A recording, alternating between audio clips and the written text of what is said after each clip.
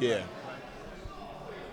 How is the audience nowadays for music from bands like Dazz?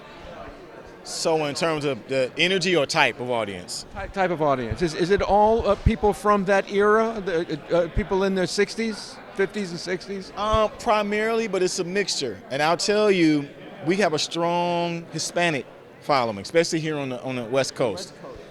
And when you look out in the audience with those people, a lot of them are 20, 30, 40s.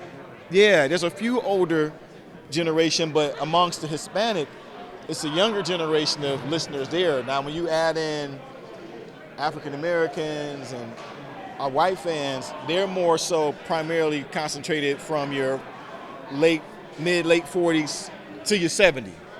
Yeah, so you got maybe 45 to 75 for our core audience in terms of our original audience.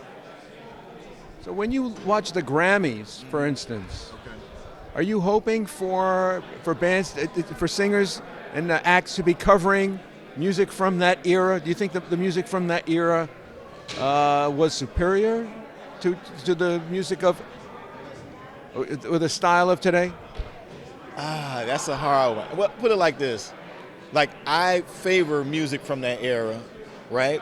But as far as the music of today, it's relevant for that younger demographic for today. It may not necessarily be always my cup of tea, but if you ask what my preference is, I came up from that earlier era of music. So to be in a group like the Dazz Band was a perfect fit for me because that's the kind of music and the type of acts that trained me to become the musician and artist that I've become over the years. And do you do steps while you're playing?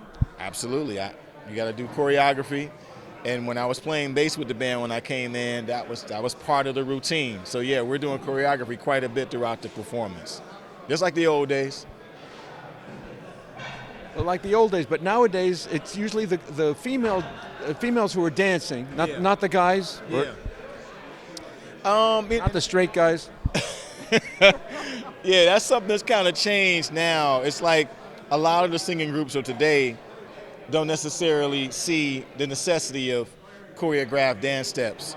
That kind of faded out probably in the 90s. That's kind of in the last time, maybe early 2000s, was 2001, 2, 3 maybe, before it faded out. And it was okay, we don't really need to do that. We'll just hire some dancers and we'll just kind of stand and walk around. Kind of like how rap groups did in the early 90s and late 80s. Have you been to the NAMM show before?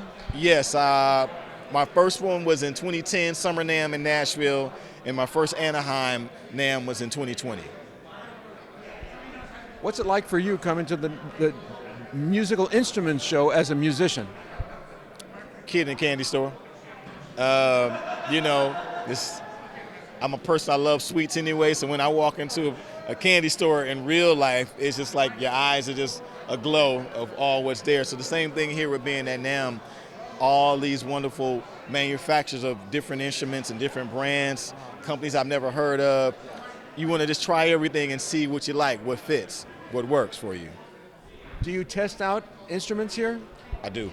If I see something, I'm a guitarist, I'm a bass player, I'm a keyboard player, so I'm definitely going to stop by and see what the keyboards sound like, what the piano sound like, what the guitars. I love acoustic guitars as well, so I'm definitely going to stop and play some acoustic guitar and play some basses, yeah.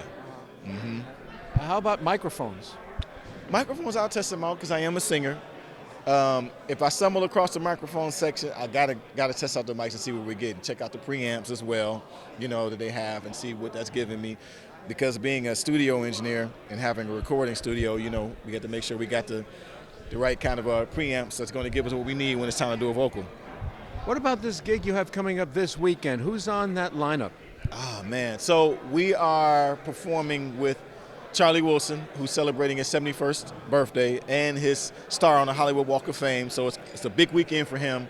So it's going to be us, the Dazz Band. It's going to be Morris Day and the Time. It's going to be Midnight Star. It's going to be the S.O.S Band. And it's going to be Evelyn Champagne King. So it's going to be an incredible show. Everybody does one song and it gets off? No. We're all doing a little set.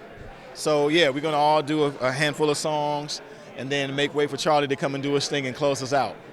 How long does the show last? I want to say it'll probably be maybe close to a 3-hour show, somewhere in that realm. Yeah, definitely no more than that, but definitely around 3 hours. It's going to be a good show. Is it out where the lowriders live? Is that why you had it out there?